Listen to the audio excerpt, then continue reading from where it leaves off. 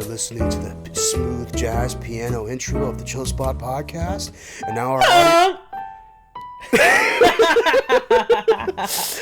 our audio is getting a little louder, and eventually we're on the podcast.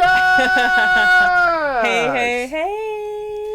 Oh, fuck. How you been, baby? It's been good. E3 was this week, so okay. So you're feeling good. It's very exciting to be a video game fan this week. For those who aren't a fucking nerd loser, E3.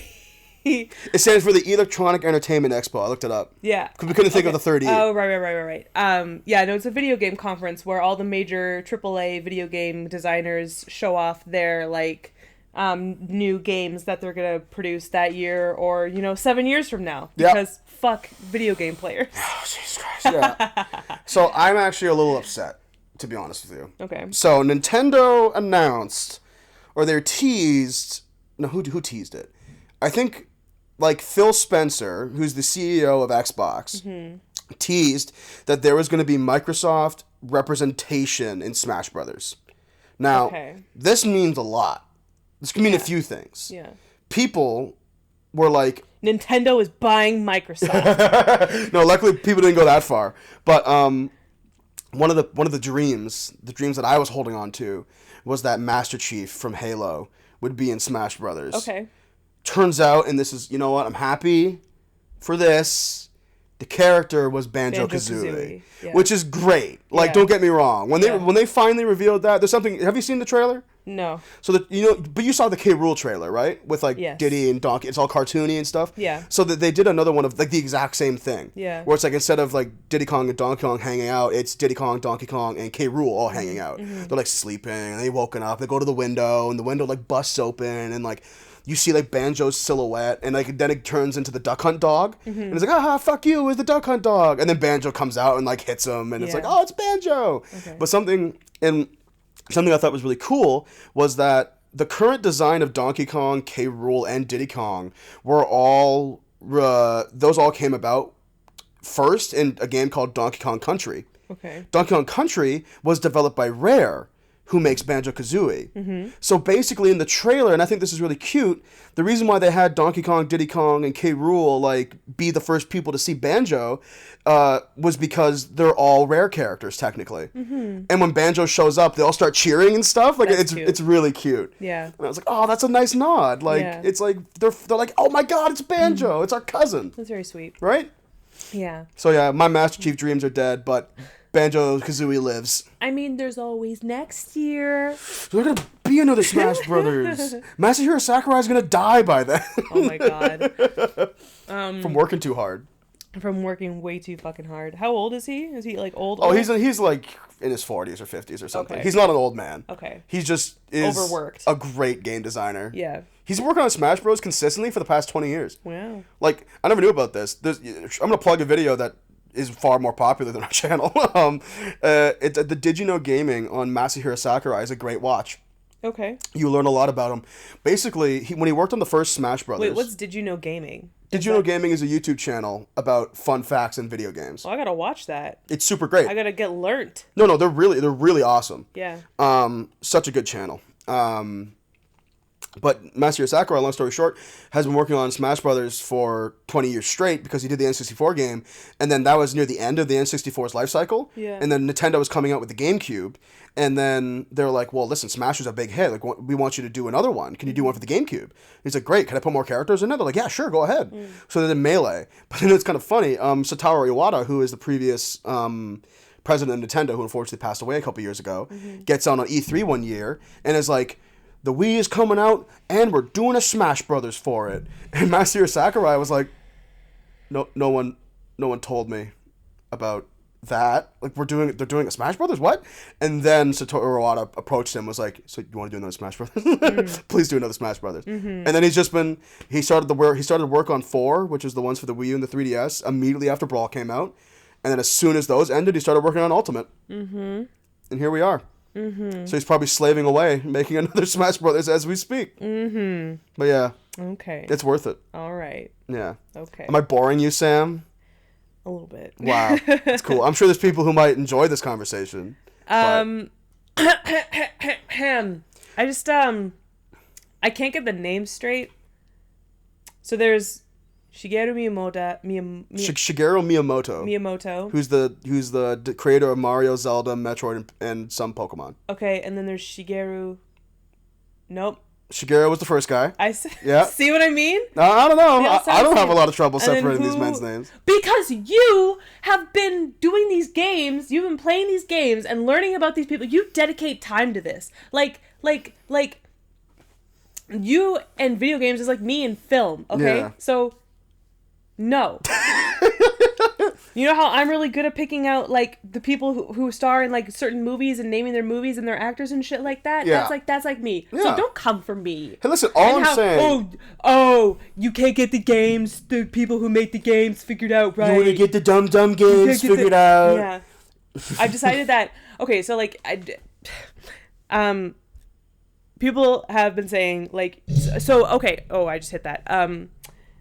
When you talk about somebody who is dumb in your eyes and you're telling a story, what voice do you usually use? Me personally? Yeah. It depends, like, if they're like a big meathead, I'll do like a dumb voice like this. Yeah. If they're kind of like a skinny asshole, Yeah. I'd be like, this is how I sound. Okay. Or like, if they're just kind of like a weak person, you'd be like, Yeah. oh, yeah, this is how I sound when I do a stupid voice. Yeah. Those are my three. I tend to Yeah. cycle through those. I do a lot, at least I used to. I used to do a lot of, like, do you think that, like, I could maybe substitute, like, my pretzel bun for, like, a brioche bun? Like that. But some people think that it sounds too close to, like, really, really mean interpretations of people with, like, mental handicaps. Sure. Okay, yeah. So I've been, like, trying to recreate my dumb voice. Mm-hmm. I do the same thing as you too, where, like, depending on the person that I'm talking about, Yeah. like, if it's like a little skinny bitch, I'll be like, so, like, can I substitute my brioche bun for a pretzel bun? Yeah. You know, like, you do that. I'll do stuff like that. But I'm trying to find a substitute for the, like, low, like, like that kind of voice.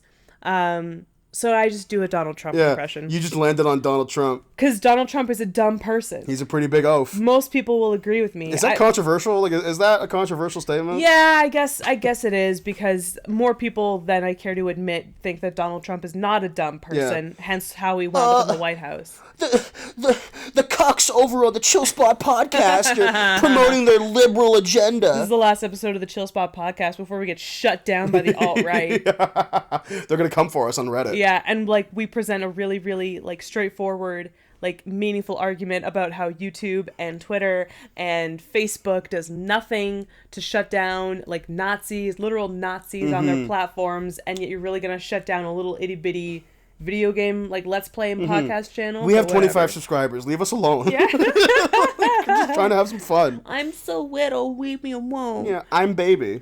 Please, I'm baby. Is that from something?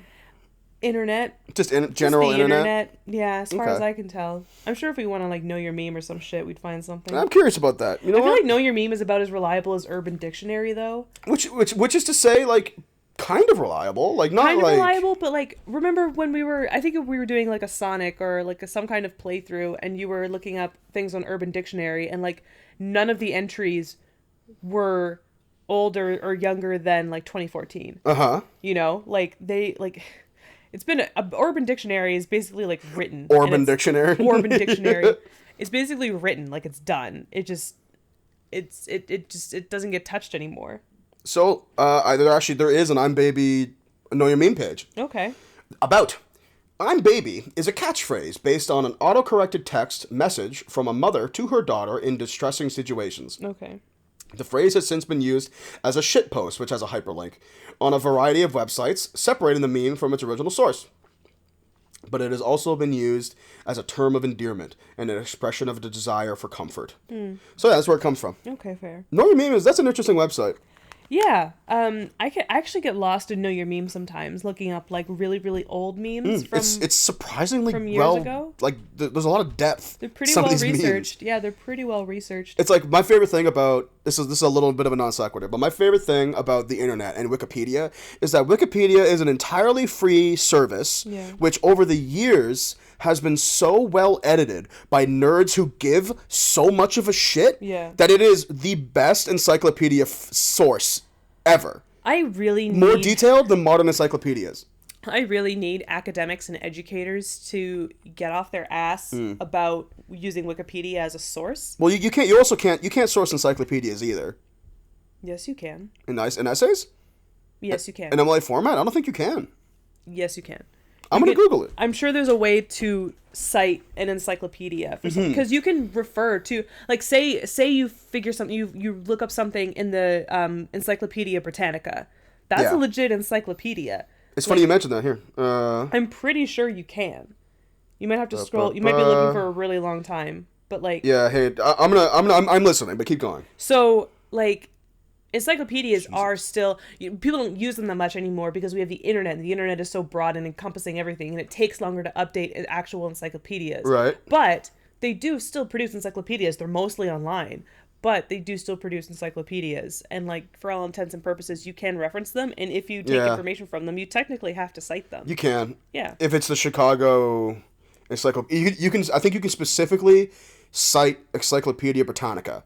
Like, I think that's the one you can cite. I think that's the only encyclopedia left, like an actual encyclopedia. Well, encyclopedias used to just be how people learn shit. Yeah. You buy sets of encyclopedias so you can just look up something. Isn't that what Willy Loman sells in Death of a Salesman? Couldn't tell you. Encyclopedias? That sounds correct.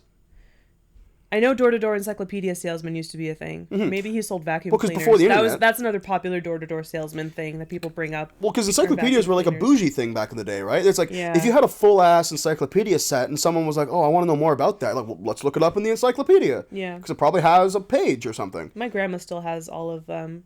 Or maybe, I don't know, she may have gotten rid of a bunch of stuff over the years because she does that.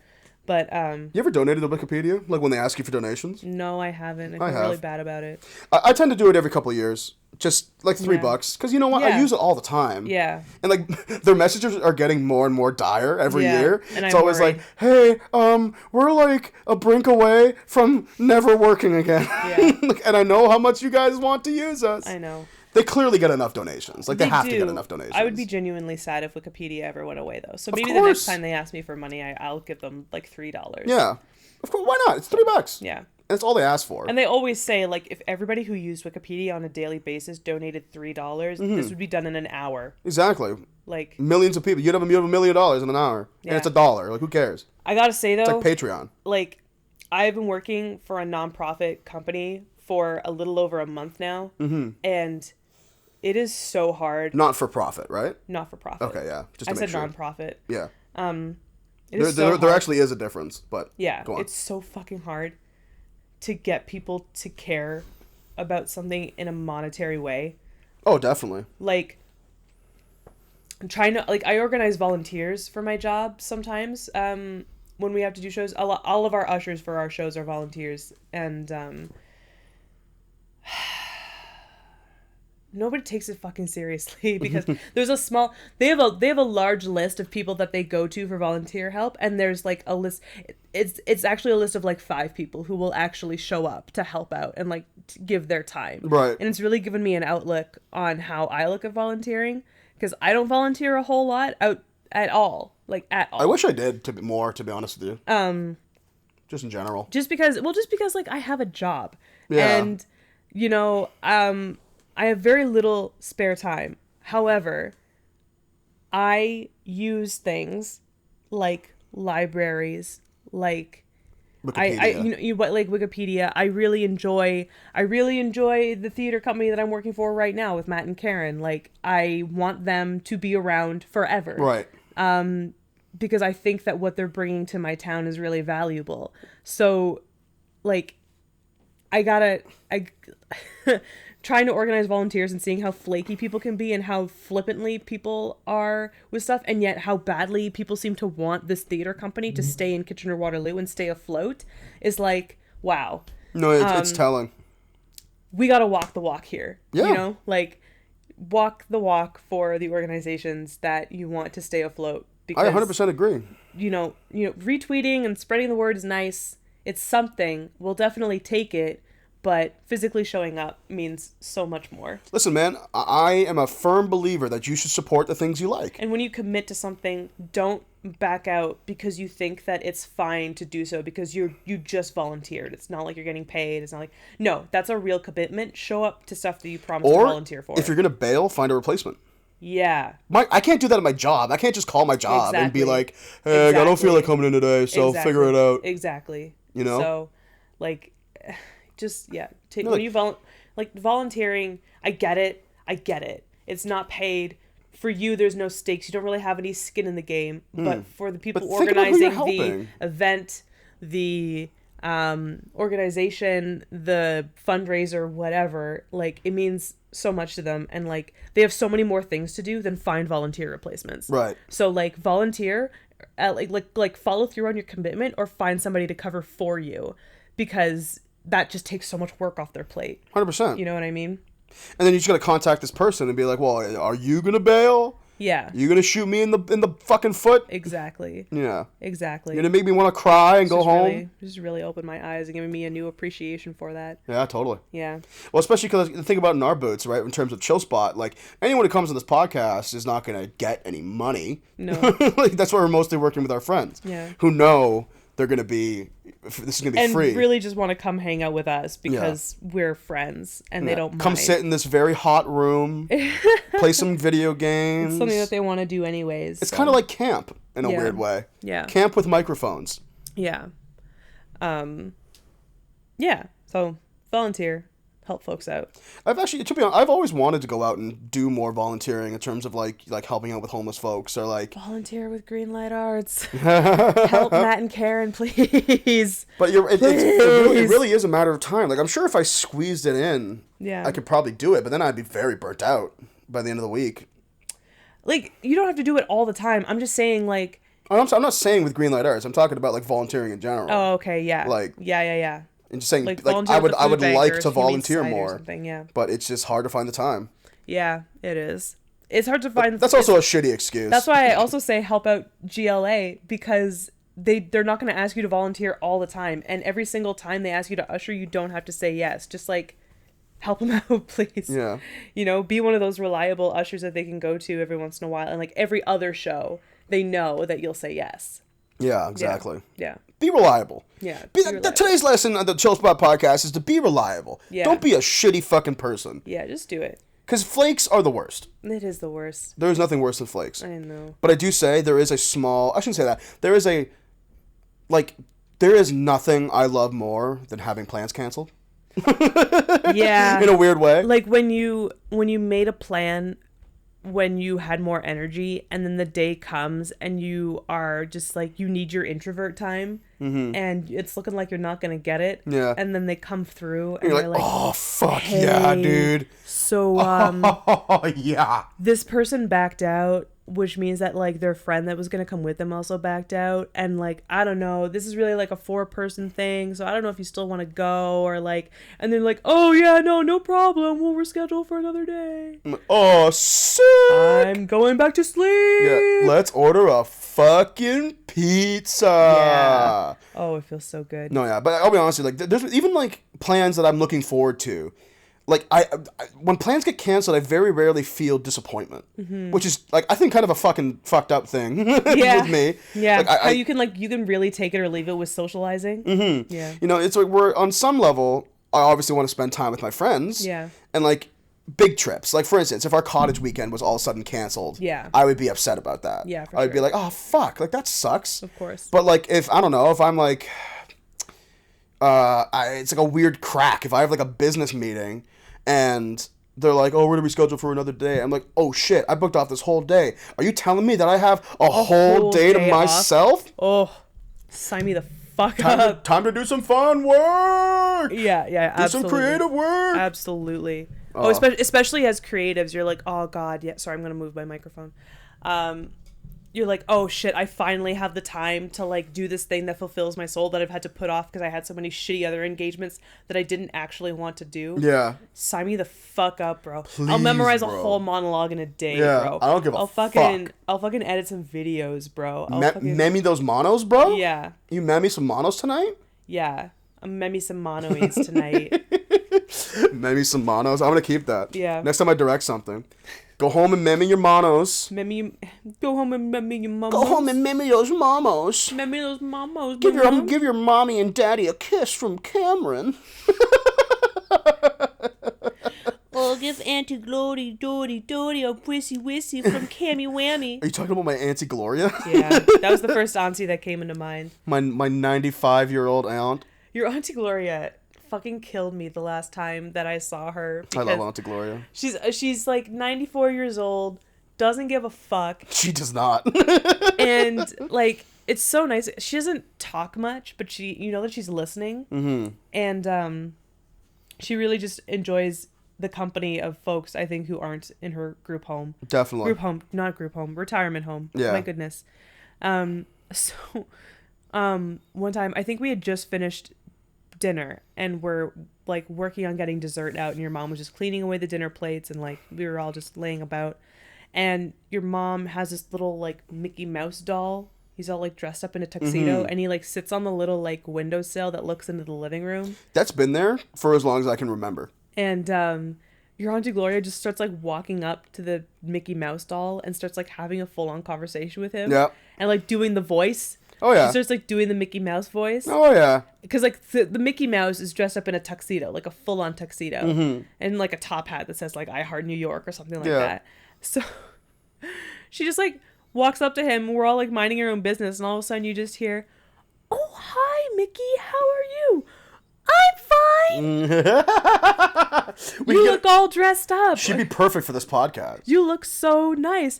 Thank you. It's my favorite tuxedo." Yeah, and it's like, well, Mickey, like, I'm gonna get going, and it's like, get out of here, you old bitch. It's like, Auntie Gloria. I'm like, I'm gonna whack you with this cane. Yeah. It's just like, okay, Mickey. She did that classic thing where we had her over for her birthday. We had her over. Your mom had her over for her birthday. Yeah, we were also guests at this dinner. Yeah. Your mom had her over for her birthday, and I was like, Auntie Gloria, like, what would you say is the secret to living to 94? And she was like, no men. Like, truth. Yeah. Truth. Isn't that a statistic that single women do live longer? Yeah. But wouldn't that mostly have to do with the chance of your partner murdering you? Yeah. That's a shame. It's a scary statistic. Well, it's also like running a household takes years off your life. Oh, for sure, yeah. You know what I mean? And like most of the pressure is mostly on women.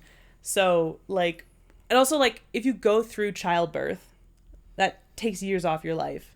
Yeah. Because a literal, what's it called? Parasite saps nutrients out of your body, stretches out your skin. I don't think you should fucking call... rearranges your organs. You shouldn't call a fucking embryo a parasite. They're a parasite.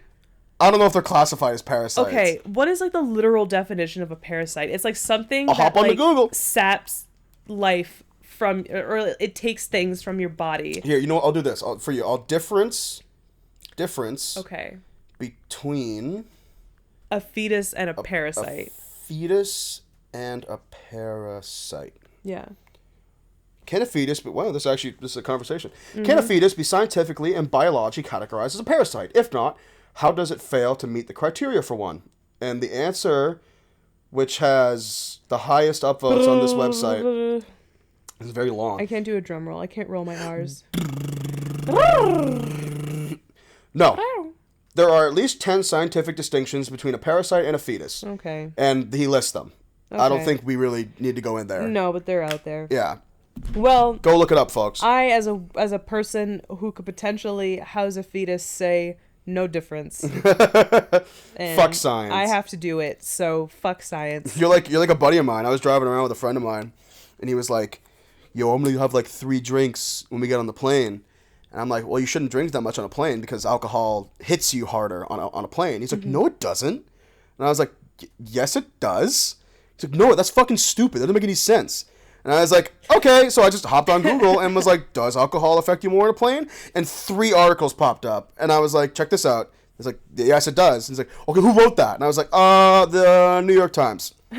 So, like, this isn't the clickhole. Yeah. This isn't fucking BuzzFeed. Yeah. This is like Washington Post and the New York BuzzFeed Times. does some good pieces every now and again. Yeah, I guess. BuzzFeed's broken some pretty good stories. I mean, if you're willing to sift through shit to find a diamond, then go ahead. You don't really have to. You just have to click news instead of quizzes. True. Yeah. I mean, most of their news are still like listicles and shit. No.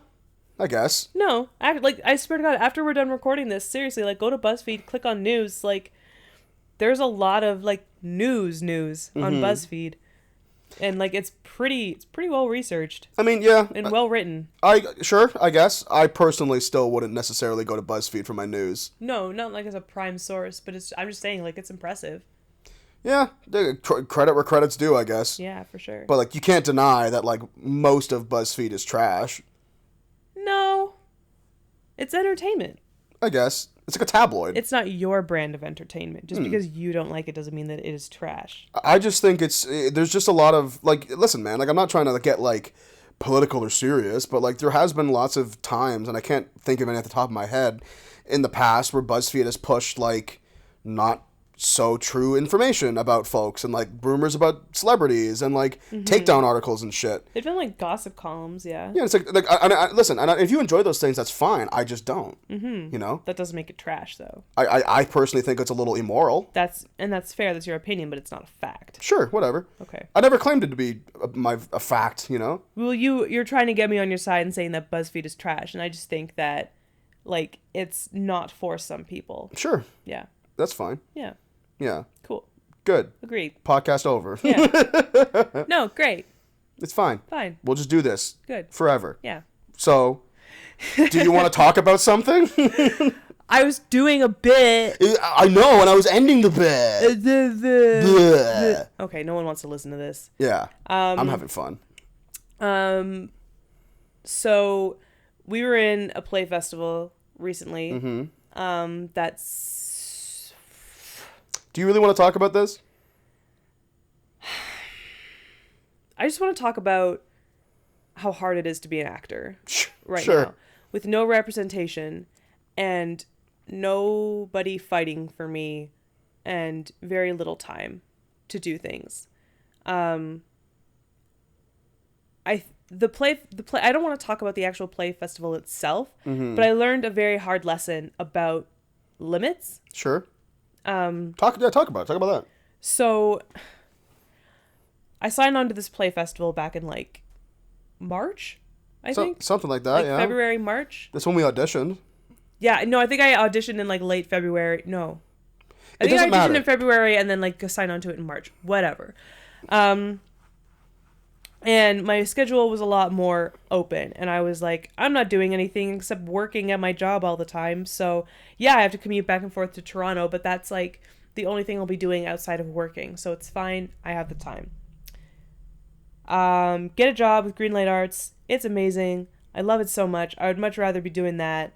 Now I wish that I hadn't signed on to this thing that I only kind of sort of researched and didn't really look into that much. And it's going to take up so much of my time. Had lots of good graphics. Yeah. Their website was good. Their website was well designed. It's the programming seemed nice. They had plays written by people from outside of Canada that were submitting to this play festival. So I was like, wow. Some pretty half-decent names as well. And it seemed okay. And then the process started, and it just turned out to be more stressful. Not at the fault of anybody involved in the festival, just it was stressful for me. Yeah, sure. And between that, running this channel, my day job, and then my new job at Greenlight Arts, I was doing 4 things all at one time. Yeah. To this day, I still can't recall the last time I had any sort of significant amount of time to myself.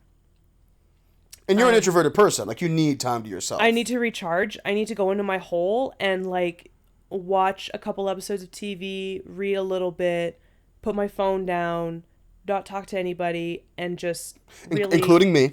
And just really be. Right.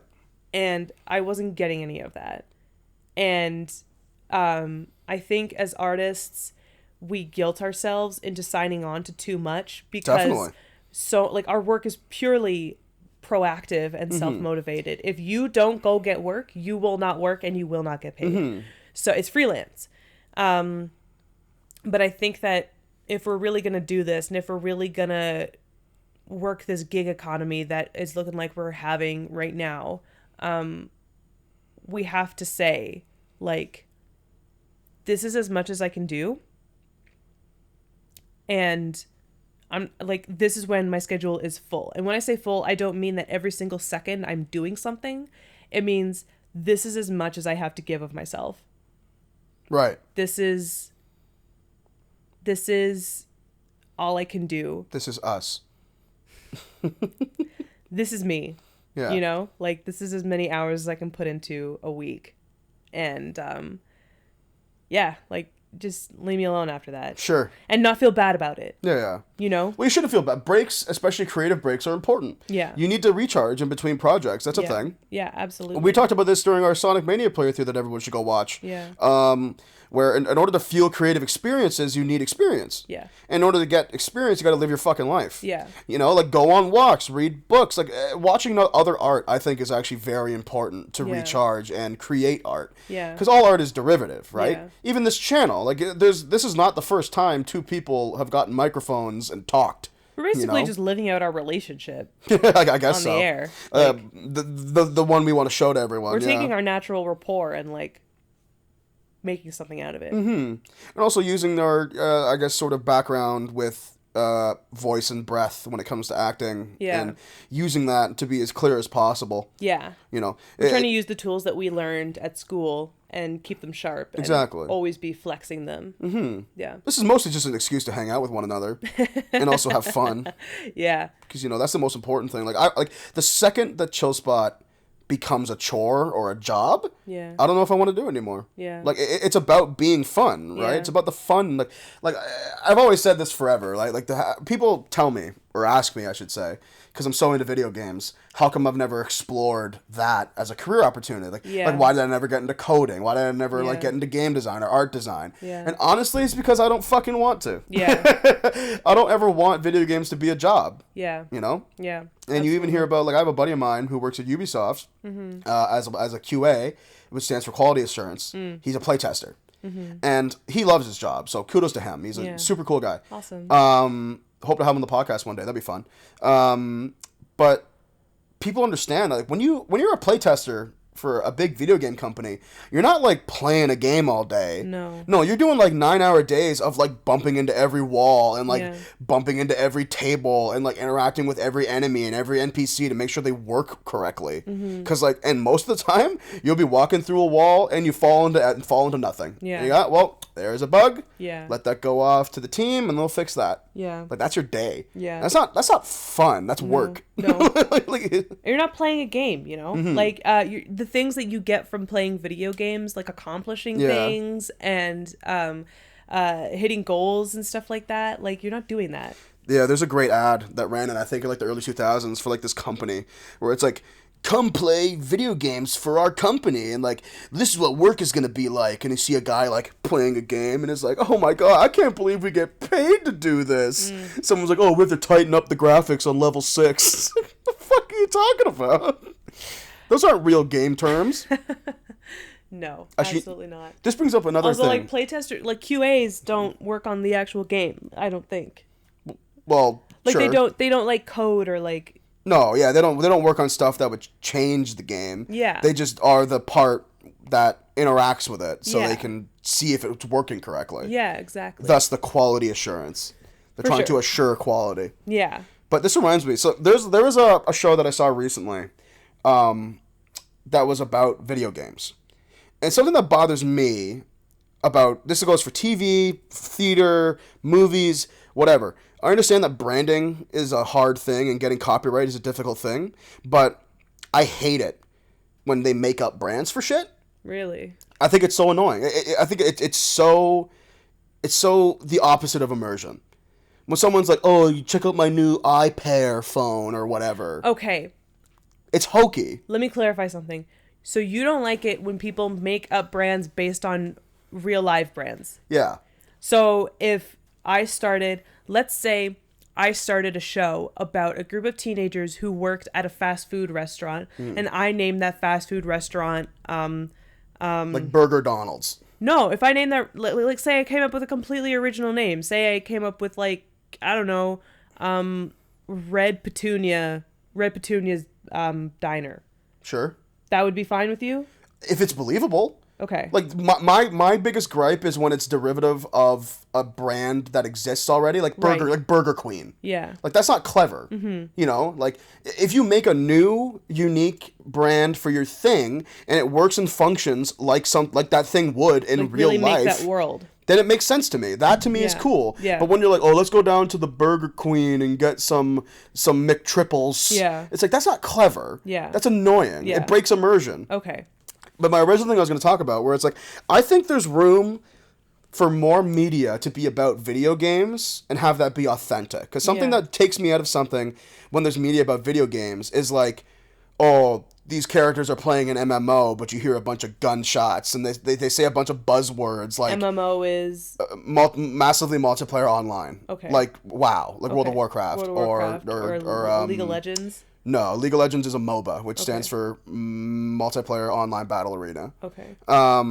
So anyway, the point being is that when you make up bullshit about video games and put it in your media, it comes off as inauthentic, and it reads as inauthentic, even to people who don't know video games. Yeah. In my opinion. Well, my mom and my mom's friends love shit like that because they're like, yeah, well, that's what people who play video games are like. They're big fat nerds who sit in their mom's basements all day and eat like Doritos and drink Baja Blast until they're fat and they die, or they shoot up a school because of the violent video games that they're playing. Thanks, Cindy. I think I contribute to society. Yeah, exactly. I don't think I'm a bad person for liking video games. I think I've changed her opinion on that a little bit because it's like she knows you. Right. And you're not a giant loser. Thank you. Despite what my brain tells me every day. No, you're not a giant loser. When I look in the mirror. No. When you look at you. You're not a giant big, loser. sexy loser. No. Yeah, I have this horrible complex of where it's like my depression tells me that I'm not worth anything, but my ego tells me that I'm better than everyone else. Yeah. So it's like this clashing of ideologies. Yeah, I get that. Like where you don't think you're worth shit, but you also think you're better than everyone else. My anxiety is like that, where it's like I'm so annoying and like can't do anything because I'm constantly crippled by this like anxiety that holds me down. And yet, because I worry about stuff all the time, I'm able to do my job well. Right. So like, I need people to be a little bit more anxious, but I need me to be not so anxious all the fucking time. Yeah. It's a tough line to toe, I think, in terms of like walking. I don't think you should balance. have to toe it at all. I don't think anybody should have anxiety or depression. No, definitely not. At all. I wish we weren't so riddled with it. So true. Just us as a generation. Oh, God, I had this like. I can laugh about it now and I was laughing at myself a little bit in the moment, but I was too busy being anxious to like truly have fun with it. Right. But I got to work yesterday and I was anxious for no fucking reason. I was a little bit late. I think that's what started it, and I don't like being late. But I still got there before my boss did. Right. So do you know about the 5-minute grace period? Yeah. Yeah, so like if you're anywhere, you're not late at your job until you're 5 minutes late. Yeah.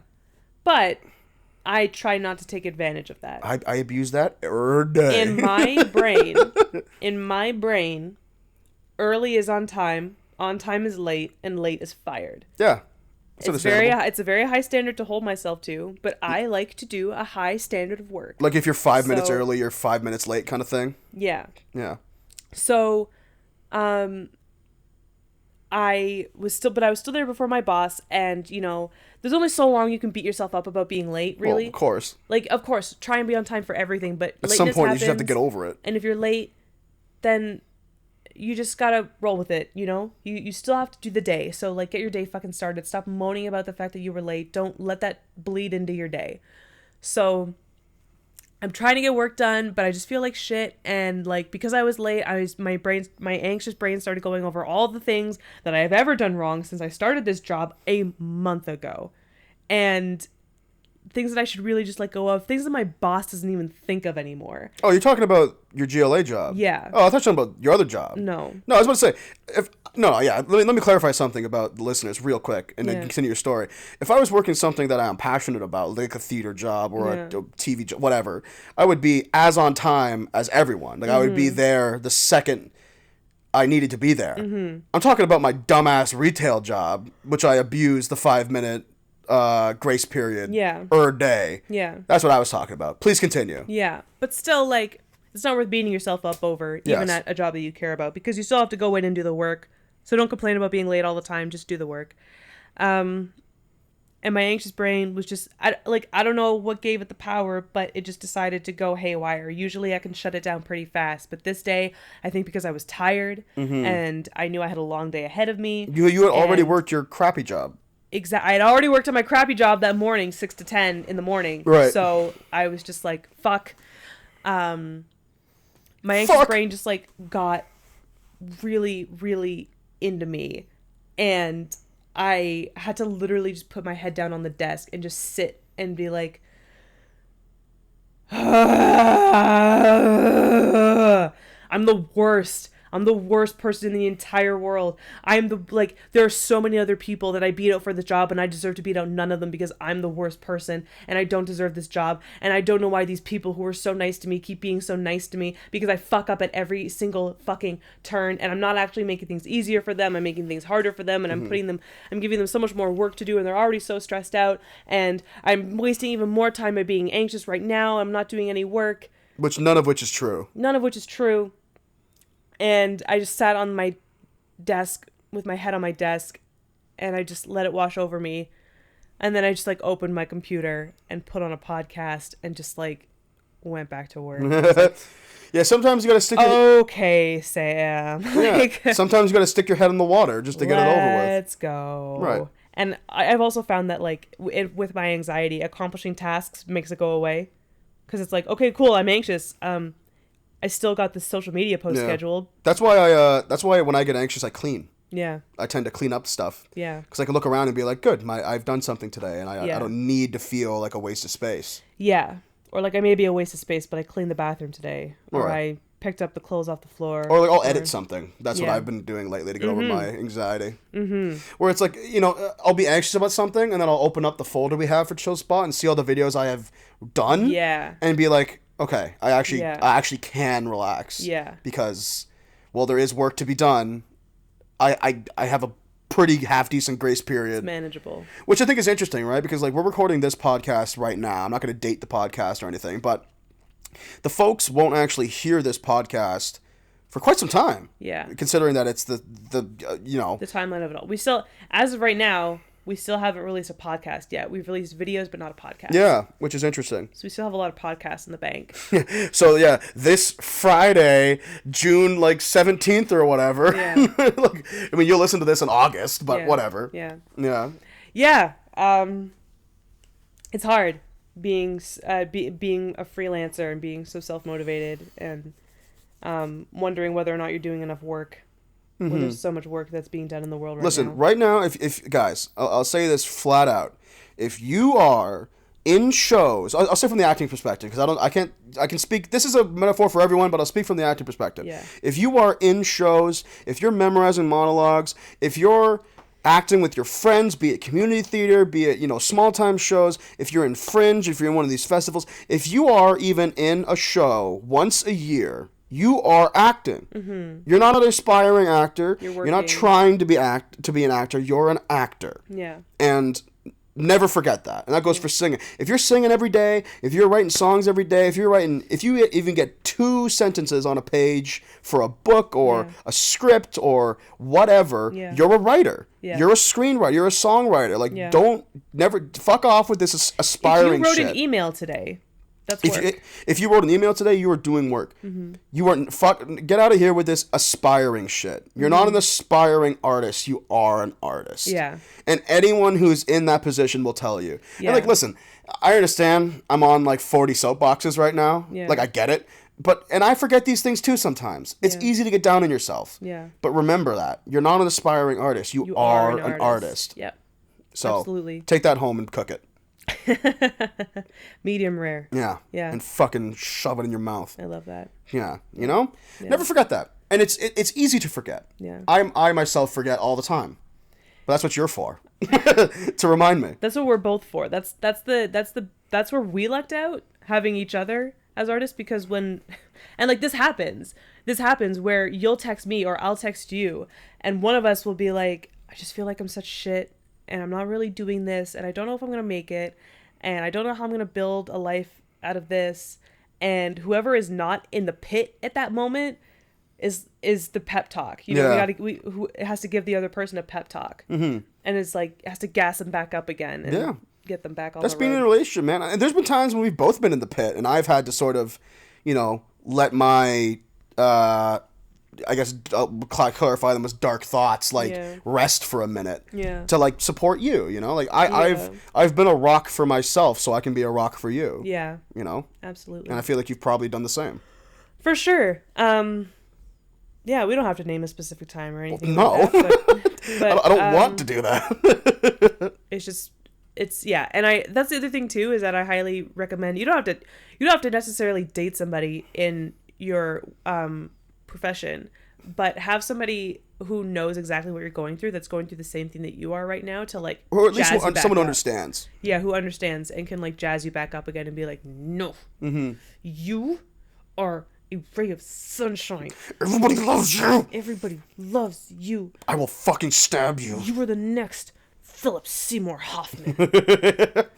Does it bother you that I throw that in your face sometimes? No. Okay. Because it's like it's so insignificant at this I don't point. mean it as an insult. No, of course not. So Cam was in a Fringe show, for context, last year, and it was a really good Fringe show. Thank and you. it did very well, and he did very well, and his co-star Scott did very well as well. Shout out to Scott. And in one of the reviews from a very prominent theater critic in Toronto came to see the show and wrote Cameron as Like a a- young Philip Seymour Hoffman. Hoffman. And It's very flattering, but here I am recording podcasts in my basement. can I tell you something just to like make fun of it and Sure. belittle it, and we can just like put it in the past finally? Take away my accomplishment. It's fine. Because no, I'm kidding. no. I'm saying no because it's something to do with me. Okay. So you got called a young Philip Seymour Hoffman, and you were doing that show at a time when I didn't have anything on the docket at that moment. It was the first time in our relationship where, and this is going to happen a million times in our relationship. One of us is going to be doing something, and another of us is going to be doing absolutely nothing. We're going to be bumming around. That's the way she goes, though. Yeah. Granted, you're kind of in that spot right. You're in a show right now, and I'm not trying to take that away from you because it's a good show, but like, I have a lot going on and I'm very busy, and I'll text you, "Good morning, babe," at like 6 a.m. because I'm up already, and you won't get back to me until 11:30, and I'll ask you what's going on with your day, and you're like, "Oh, I'm just playing video games," and I'm like, "That's nice. I have 5 different things that I have to do today." Yeah. You did that to yourself. What? I'm kidding. Okay. Yeah, I was trying to make it funny. Okay, sorry. Like, you put too many things on your plate. I took too much on, yeah. Yeah. You see, the look Sam just gave me, it was like, fuck. But at the this podcast and relationship is about to be over. Right. But at the time that you were doing Dominion, I had nothing going on and nothing on the horizons. I had a bunch of maybes and nothing else. Right. And everybody was celebrating you as they should. And your mom had a giant barbecue with your entire family over. And I spent the entire time talking to relatives who were like, "Isn't Cameron the greatest? Oh my God. He did such a good show. Oh, it's so amazing for him, and this is great." And then your mom would like come over and mention the Philip Seymour Hoffman thing again, and they'd be like, "A young Philip Seymour Hoffman. Oh my God. Oh my God. Oh my God. Oh my God. Oh my God. Oh my fucking God." And they would come all over me. Yeah. In that instant. Mm-hmm. And that was like a whole day of just like, "Oh my God, Cameron, Philip Seymour Hoffman." And I was just like, I felt like fucking dick balls. I felt like a sweaty ball sack. And then they would turn around and be like, "So anyways, what do you have going on?" Yeah. And I'd be like, "Isn't your boyfriend the best? So what are you doing?" I might do something in the fall. Well, you did like a stage reading. I remember that. Yeah, exactly. It's like, I was a part of a stage reading, and it might be a real play soon, but I don't know yet.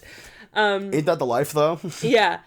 And it fucking made me feel like shit, and I hated the whole thing, and I almost resented the play that you were in as a whole, and it almost prevented me from, like, truly being happy for you and your accomplishments, because it was, like, a straight, like, 2 weeks of just, like, "Cameron, young Philip Seymour Hoffman. Oh, this is a paid gig. Oh, he's so amazing. Oh, another glowing review came in. Oh my god. Oh my god. Oh my god. Cameron is the best. And I felt like it was the worst. It was bad. Well, joke's on me. I'm not even in Fringe this year. No, like, what am I trying to get at? Yeah, here? you started the story like 10 minutes ago. What am I trying to get at here? What I'm trying to get at here is how much she hates me and when I'm in shows. No, I got really, really jealous of you at a time when I was supposed to be very happy for you and supportive of you and enthralled that you had this like great opportunity and this great thing happen for your career, because I didn't know what I was going. I feel like I didn't have anything to offer. I felt like, you know, for all intents and purposes, you were going to blow up and you were going to find representation and you were going to start living my dream, you know? Right. Like, you were just going to be a successful actor. And I would probably have to, like, give up my dream then because you were making all this money. Well, no. And with your, like, successful career now. And I guess I would just, like, have your babies and be barefoot and pregnant and, like, run your household for the rest of your life. And I would rather fucking die, to be perfectly honest. Right. And, like, my anxious brain spun that way out of control. You know what I mean? Like, one Fringe show, and all of a sudden, I'm barefoot and pregnant for the rest of my life, and I don't get to have my dreams. Right. That's dramatic and stupid. It's a Fringe show. It's like, why did I jump so far over that chasm? Right. You know? Yeah. You one Fringe show, and one critic referred to you as a young Philip Seymour Hoffman. And I was like, this is it. Like, this is happening. Like, Cameron's gonna fucking make it, and I'm not gonna have anything for the rest of my life. Yeah. No one's ever gonna be happy for me. No one's ever gonna refer to me as, like, a young fucking Edie Falco or Viola Davis. Like a young Uzo Aduba. Uzo Aduba. Like, like, this is it. Cameron did it first. Cameron's the only one who's gonna be an actor in this whole thing. I may as well just have his children, let him buy me a giant house and fucking start a jewelry line like all the other housewives do. Is that something that people like housewives do? Oh yeah. Start a jewelry line? They all have jewelry lines, they all have fashion lines, they all start a blog, like whatever, they all fucking whatever. So where were you going with that? Like what's your lesson? My lesson is that, like, we're freelancers and we're gonna have ups and downs, and like, look at me now, I'm more busy than you are. Yeah. You know? And like, it's just if I'm really gonna do this, if I'm really going to A, be an actor, and B, be in a relationship with someone who is also an actor, then I really gotta stop not being able to be happy for people, because that's something that I've never been able to do in my life. I'm very bad at being happy for people when they are accomplishing something that is close to a goal that I'm trying to accomplish. Right. I can't be happy for them at the same time and want that for myself. I just can't, because I think, oh, well, they did it first, so if I do it, then it's just going to look like I'm copying them, and I can't fucking do that. Which is ridiculous. Yeah, because I can do whatever I want. Yeah. Because also, it doesn't matter. You have to understand that, like, you know, like, okay, like, this is a bit more of a serious topic, but it's like, you got to understand that what you see online is not representative of anything that is actually going on.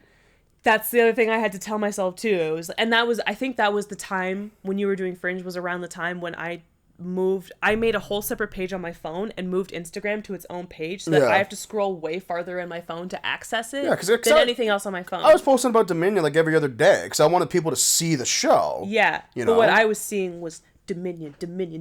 You're a failure. You could have auditioned for this show. You could have auditioned for another Fringe show. You could have gotten into Fringe. You're lazy. You didn't make it. Your boyfriend's gonna make it. He's gonna be a successful actor. You're gonna be a stupid fucking housewife. No offense to housewives. I should say, no offense to housewives, but it's just, I don't want to be a housewife. Yeah. If I ended up a housewife, I would fucking die. I always sort of figured in our relationship that if we eventually had children, that I would be the one to stay home. Love that. To be honest with you. Fuck the patriarchy. Because, you know, like, no offense to you, but like, I am a bit more of the paternal kind. Like, I do better around children. You're happier when you're not working. Yeah. Like, that's true. Yeah, I am far happier when I'm not working. You can be content with not working. I appreciate a break from working, and I need my introvert time as much as the next person. But if I didn't work for 4 months, I would feel bad eventually.